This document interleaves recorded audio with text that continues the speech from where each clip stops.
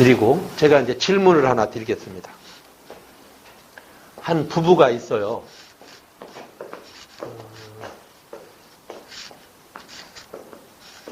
그래도 한번 들어보세요. 다 들으시는데.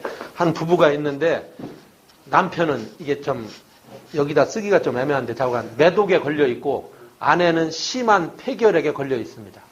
이 가정에는 아이들이 넷이 있는데 하나는 며칠 전에 병으로 죽었고 남은 아이들도 결핵으로 누워서 살아날 기미가 안 보입니다. 이 부인은 근데 임신 중이에요. 만약 임신 중이를 아이를 여성이니까 어떻게 했으면 좋겠어요? 본인 생각에.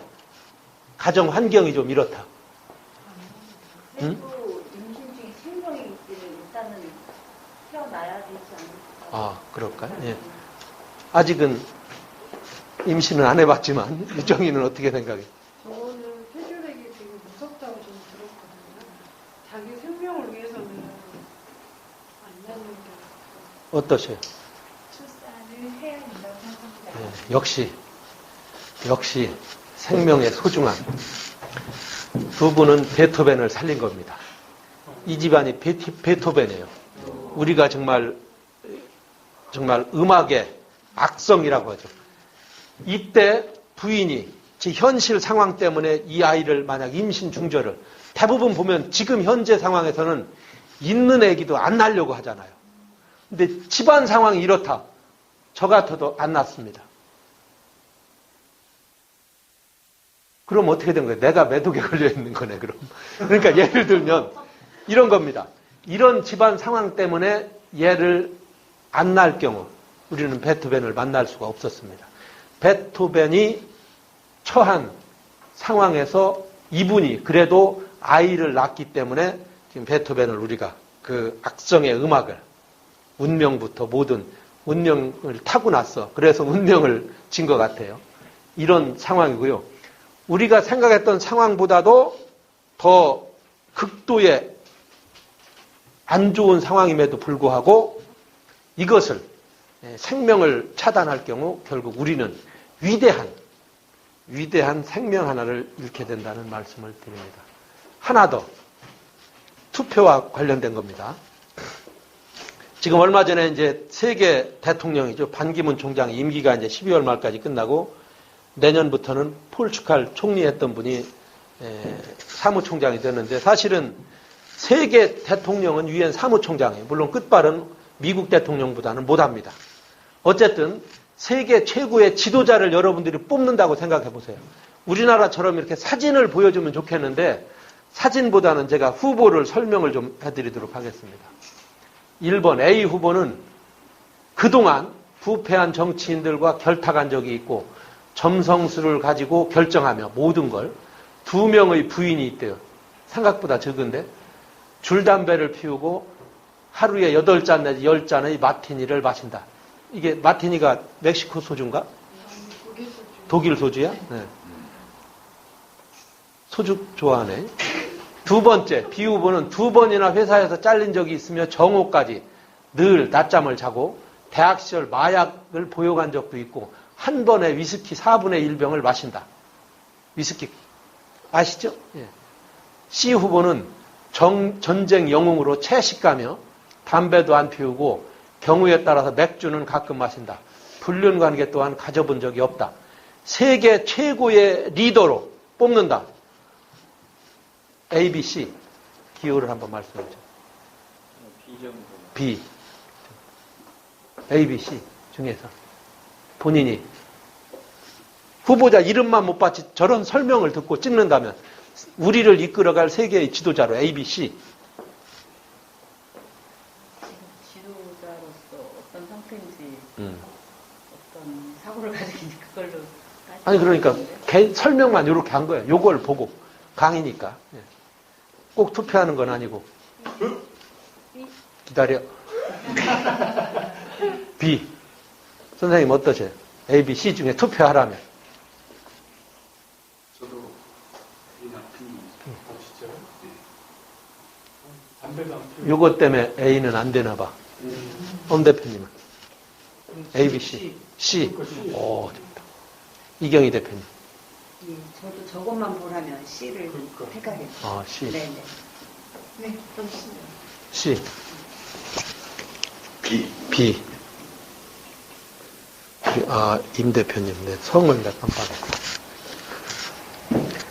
실제로 우리나라는 지금 이미지 투표입니다. 포스타 공보 보고 그 사람이 한 얘기, 감성이죠. 감성으로 보고 해요. 근데 실제로 그 사람의 과거를 다 쓸 수는 없지만 이렇게 그래도 여기에 사람 얼굴이 들어가 있으면 결정하기 좀 수월할 겁니다. 우리는 좀 이미지, 감성적인 부분이 있어서 A는 누구냐면 플랭클린 루즈벨트, 미국 32대 미국 대통령이죠. B는 윈스턴 처칠입니다. 진 박사. 네? 얘기했으니까 누구 찍는다고? 3번이요. 3번 C. 이분은 유명한 아놀드 히틀러. 히틀러입니다. 만약 그 이름을 알았다면 여러분들이 히틀러를 뽑을 일은 없겠죠. 근데 그 사람이 이게 살아온 생활이에요. 이것 때문에 우리가 편견을 가질 수 있고 잘못된 정보는 아니죠. 이미지를 내가 생각했던 거하고는 다른 결과.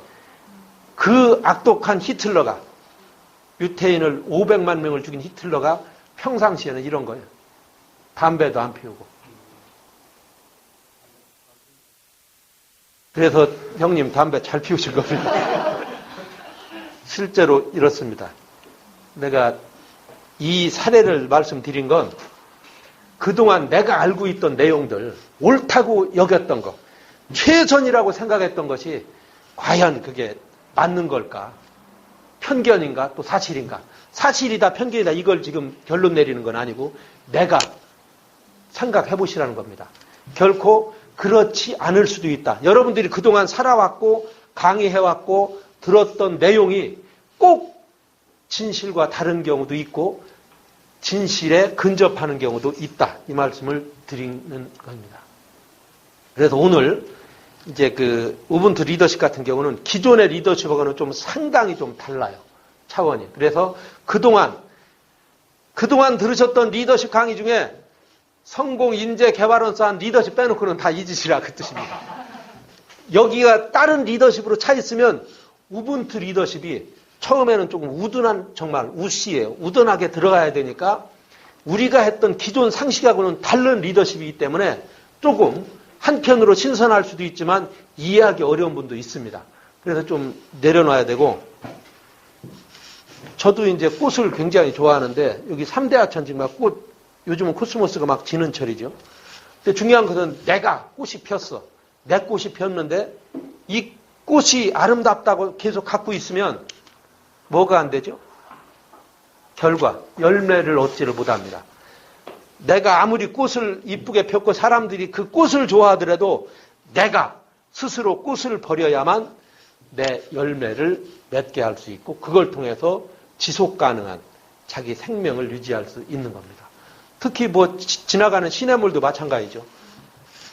물을 흘려보내지 않고 자기가 팔 수는 없지만 웅덩이에 물을 고아놓으면 그 물은 바다를 만날 수가 없습니다.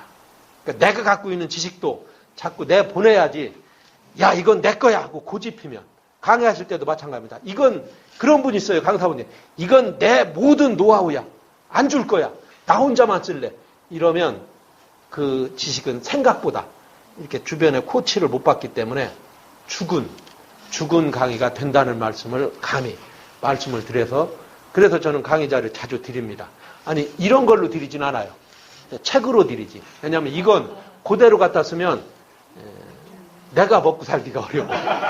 그래서 책으로 그걸 보고 자기 지식으로 해서 파워포인트 만들어서, 그래서 저는 오늘 이 자리는 인재개발원 가족들도 있을 테고 그래서 또 강의하실 분이 올 것 같아서 이따 설명드리지만 저 책도 강의하는 분들이 사례로 쓰라고 이렇게 만드는 면이 있고, 여러분들 이건 알 거예요. 이게 펌프, 마중물이 뭔 뜻인지도 워낙 잘 아실 테고, 여러분들이 갖고 있는 강의 능력이나 또는 리더십이나 이런 것들을 깨우는 마중물이 되고자 이 자리에 섰다는 점을 말씀드립니다. 자, 더 질문 안 해요. 이제 툭툭 치면서 하지만 이게 슬라이드로는 마지막 질문입니다. 요 사진을 보시고 내려놓으라고 그랬죠. 다 내려놓고 사진의 제목을 아시는 분 손들어서 하시고 아시는 것 같아서 조금 있다. 마지막에. 이 제목 김유정 딱 보고 예전에 리더십 생각하면 답이 안 나와. 내려놓은 상태. 이 제목을 한번 붙여보세요. 함께 나가는. 응? 함께 나가는 일. 잘 꾸며냈어요. 이경희 대표님. 하나 어디 갔을까? 그러게.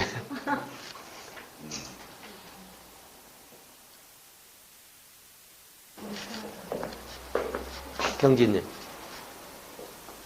하나를 채우면 한 판이 되지 않나. 하나를 채우면 한 판이. 몇 글자? 우리 정답은 이명미 대표가. 예. 제 나이 29살. 어. 한계란 없다. 이 답은 한 계란 없다. 어떠세요? 계란 중에 계란 하나가 없는 거예요. 한 계란 없다. 이걸 하는 건 실제로 저는 무수히 많은 강의를 이제 리더십 강의를 했는데 대부분 내가 안타까운 건 그거예요. 내 한계를 스스로 한정 짓는 거예요. 계란 하나 없는 것도 중요하지만 우리에게 한계는 없습니다. 사람이기 때문에. 대표적인 케이스로 한 말씀만 드리면, 아니, 연속해서는 드리지만, 실제로 옛날로 돌아갈 것도 없어요. 지금 저도 이제 어려운 이웃들에서 봉사를 좀 많이 하는 편인데, 지금도 고아는 아니고 부모가 일찍 돌아가셨어. 고아가 됐어. 애가 둘이야. 하나는 6살짜리고 3살짜리. 누가 키워요? 6살짜리 키워요. 지금 집에서 한 자녀밖에 없기 때문에 6살짜리, 얘 26살이 아니라 36살 돼도 부모가 오냐 하고 어디 밥 한 그릇 먹는 것까지도 챙겨 다닙니다. 근데 부모가 없어. 가족 친지도 없어. 내가 6살이야. 우리 동생이 3살이야. 6살짜리가 키워요. 6살짜리가 우유도 배달하고 가면서 이건 걔만 특이한 상황이라 하는 게 아니고 여러분들도 다 마찬가지입니다. 내가 만약 부모님한테 고아다. 우리 동생이 3살이다.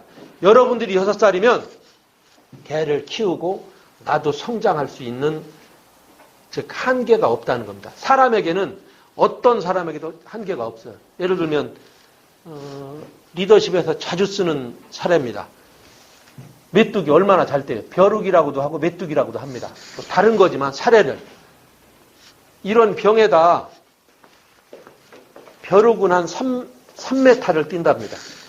메뚜기는 한 7m를 뛰고 여기 넣어놓고 기르면 벼룩이 이제 나가려고 튈 거 아닙니까? 그럼 뚜껑에 부닥치겠지. 요걸 한 열흘 정도 했다가 뚜껑을 열어놓으면 벼룩이 더 이상 안 뛴다는 거예요. 못 뛰어. 왜? 뛰어봐야 부닥치고 내려오니까. 그 작은 머리에도 머리를 쓰는 거야. 아마 여러분들 인도 영화까지 동남아에 가보면 코끼리 있을 겁니다. 코끼리를 집에서 키우는데 족쇄죠. 코끼리를 못 도망가게 어렸을 때부터 잡을 때부터 족쇄에 박아놔요. 근데 박아놓는 이유는 멀리 못 가게. 도망가지도 못하지만 그 밖에 뭐 울타리가 있거나 나무가 있으면 그 훼손하지 못하도록 대개 1m, 2m, 3m 정도를 놔서 키워요. 어렸을 때는 족쇄가 힘들었지. 어른이 됐으면 이거 발로 코끼리가 차면 족쇄가 없어지지만 그래도 코끼리가 성장해도 이걸 못 풀른다는 거예요. 왜? 그 3m 정도만 가면 다시 돌아온대요. 아팠던 기억. 그러니까 내 스스로 나는 3m 이상은 더 못 가. 3m 이상은 못 뛰어. 이런 느낌을 이제 갖고 있는 겁니다. 여러분들 강의하시니까 사례를 들 때 일본 관상어 코이 얘기 많이 하실 겁니다. 다시 한번 강조를 합니다.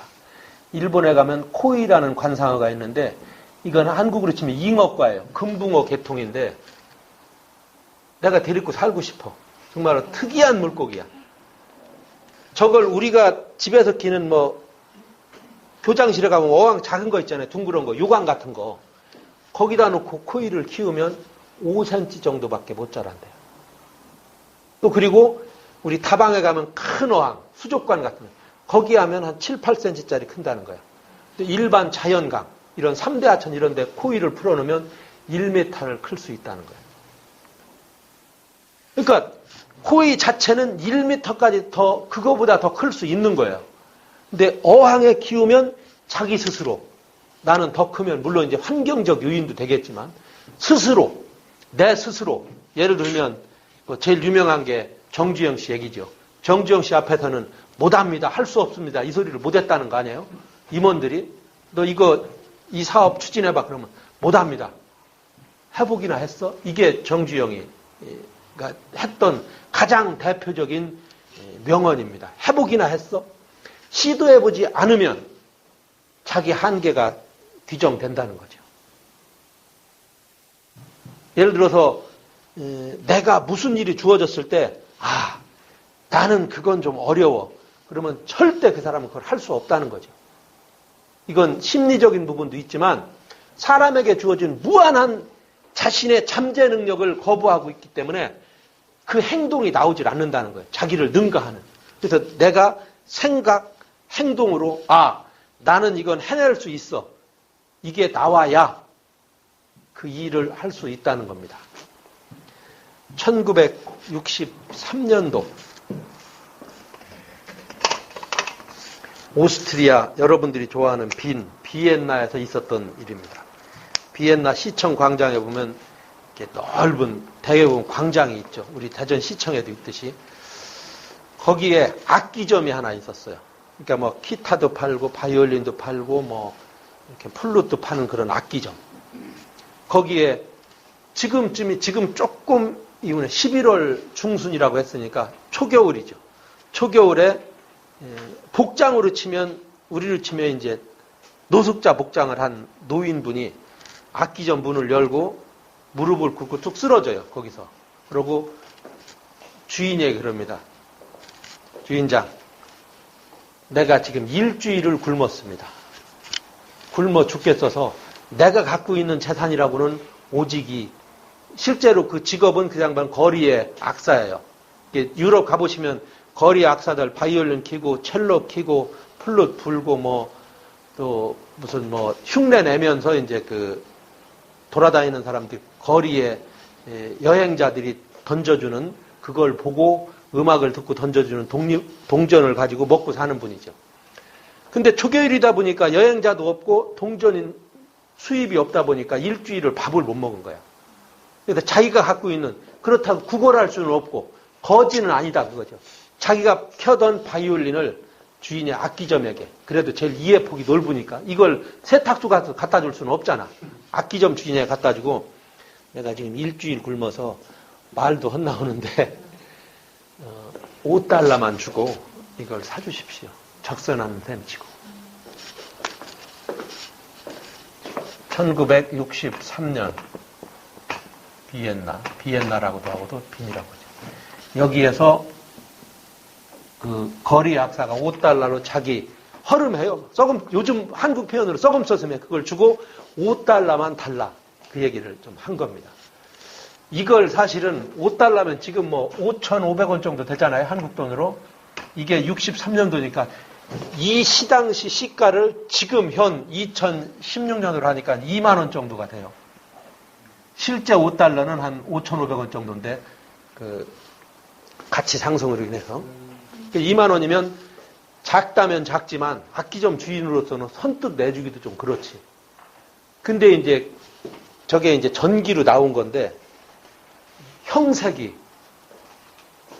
너무 초라해서 내가 적선을 안 하면 바로 굶어 죽을 것 같은 느낌이 들어서 그냥 본인은 저 악기가 필요가 없어. 우리 가게에도 새 바이올린이 몇백 개가 있는데 다 썩음썩음한 바이올린을, 허름한 바이올린을 2만 원 주고 사기는 좀 그랬지만 그 사람이 죽을까봐 5달러를 흔쾌히 주고 필요 없는 바이올린을 받아서 당장 쓸 수 없으니까 옆에 있는 창고에다가 이렇게 넣어놓습니다. 그리고 거리 악사는 5달러를 받고 이제 나갔겠죠. 아마 내가 알기로는 순대국밥 먹으러 간 것 같아. 그러고 나서 세관이 이제 지났습니다. 대개 보면 모든 식당도 그렇고 가게가 새봄맞이 대청소를 하잖아요. 봄맞이 청소를 이 악기점도 하는데 이 안에 플로어는 다 했고 악기도 다 청소했고 이제 창고에 가서 창고라도 청소하자 그러고 창고를 들어가 보니까 악기점 주인도 잊어버린 거야. 그걸 갖다든지. 못 보던 이상한 악기가 하나 있거든. 그래서 그걸 보는 순간 들어보니까 지난 겨울에 초겨울에 거리 악사가 $5를 달라고 해서 내가 샀지. 지금 필요 없으니까 창고 거리 공간도 차지하고 갖다 버리자. 버릴 생각으로 그걸 갖고 나오는 거야. 근데 여러분들은 바이올린 켜보신 분은 있는지 모르지만 기타는 쳐봤을 겁니다. 이렇게 현악기라는 게 들고 가다 보면 현이 손가락 같은 데 걸려서 튕하고 튕기는 경우 있어요. 저 악기를 갖다 버리려고 갖다 나가다가 엄지손가락에 이제 이렇게 현이 하나 걸려서 팅 소리가 났는데 그때의 표현을 악기점 주인이 이렇게 써요. 음색이 고왔더라. 물론 영어로 썼어요. 내가 번역한 거야. 퉁 하고 튕겨졌는데 자기가 튕기려고 한 것도 아니고 튕겨졌는데 음색이 상당히 괜찮은 거야. 그래서 밖으로 나가서 이걸 이제 그러니까 헝겊으로 다 닦고 한번 켜봤어요. 이렇게 현 4줄을 켰더니 그때는 음색이 깊었더라. 굉장히 깊은 거야. 악기는 굉장히 오래됐는데. 그래도 악기점 주인이면 절대 음감까지는 안 해도 음악에 대한 조예가 있잖아요. 그 현의 소리를 듣고 이 사람이 뒤로 자빠진 거야. 이야, 이거 음색이 장난이 아닌데? 그러고 이렇게 다시 이제 밖에 나가서 닦아봤어요. 근데 대개의 현악기는 상표가 그 통 안에 있대네. 그걸 보는 순간 이 사람이 기절한 거야. 거기에는 1704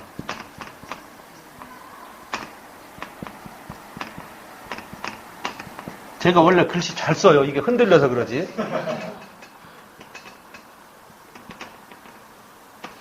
(1704) 안토니오 스트라디바디라고 써있는 거예요. 좀 쉽게 짧게 설명하면 이 지구상에서 위대한 바이올리니스트들이 평생 저 제품을 소장하는 건 생각 않고 한 번이라도 저 악기를 연주해봤으면 좋겠다는 세계 최고의 수제 바이올린 제작자 안토니오 스트라디바리의 작품인 거예요. 이 작품을 거리 악사는 그동안 자기 악기로 켰으면서도 이게 이 제품인지를 몰랐던 거지. 그 악사는. 지금 대한민국에는 정경화 한 명만 갖고 있어요. 작년 겨울에 대서특필 이렇게 시판 뉴스에 나왔던 건데 한국 여자 바이올리니스트가 신이에요. 어디 콩콜에 가서 1등을 해서 1등한 사람에게 1년 동안 임대해주는 악기가 이거예요. 그걸 파리인가 어디서 택시 탔다가 잊어버려가지고 그게 세계 토픽란에 났는데 다행히 택시기사가 찾아준 거예요. 1704년에 안토니오 스트라디바리가 4대를 바이올린을 만들었대. 매년마다 만드는 그 중에 최고의 악기로 치는 이 세계 현존하는 최고의 현악기입니다. 근데 그걸 누가 갖고 있어서요? 5불을 주고 판 거리의 노숙자가 내가 알기로는 어디 지나가다가 벼룩시장 같은 데서 아마 구매를 했을 겁니다. 본인도 아마 $5 주고 샀을 거야. 그러니까 $5에 불렀지. 현재 이게 현 시가가 $1,000,000예요. 현 시가가. 그래서 이걸 이제 이 당시 100만 불이었고 이 당시 100만 불이었고 현 시가로 확실히 올리니까 한국 돈으로 바꾸니까 60억이에요. 60억짜리 악기입니다. 만약 자기가 소유하고 있는 바이올린이 60억이었다. 그럼 노숙자일 리도 없고 거리에서 이거 킬 일도 없겠죠. 그렇죠? 평생 먹고 사는 거지. 빌 임대만 해줘도. 근데 자기가 늘 갖고 켜던 악기의 진가를 모른 거죠. 근데 진품, 명품 보면 그런 거 있잖아. 그 대표적인 케이스가 자기도 모르는데 진가를 모르고 내놨다가 몇십억 가는 거 있죠. 또 하나는 특이한 경우도 있어. 보셨나 모르겠네. 나는 지금도 강의 때 써먹는데 어떤 사람이 글자 기가 막히게 쓴 걸 가지고 왔는데 그걸 내놓은 거야. 가지고 거기에 있는 연예인 감정단에서는 막 오래된 거니까 막 몇억 부르고 그랬어. 진짜 감정단이 들어가서 몰래 하잖아요. 하고 나서 너무 놀란 거예요. 와서 사회자가 왜 그렇게 금액을 밝혀야 되는 금액을 안 밝히는 거야. 왜 그러냐 자꾸 부르는 게 아니고 불렀더니 저건 금액으로 환산할 수 있는 게 아니고 노예문서라는 거야. 노예문서. 그 집안은 어떻게 되는 거야. 자기 집안대로 내대로 어떤 가보라고 갖고 나왔는데 그거 갖고 나온 거라 집안 망신 다 한 거죠. 노비 문서를 그 글자가 잘 돼 있으니까 갖다 내놓은 거야. 그게 실화입니다. 그건 좀 잠깐 샜는데 어쨌든 제일 중요한 건 이 악기 가격 때문에 충격받지 마시고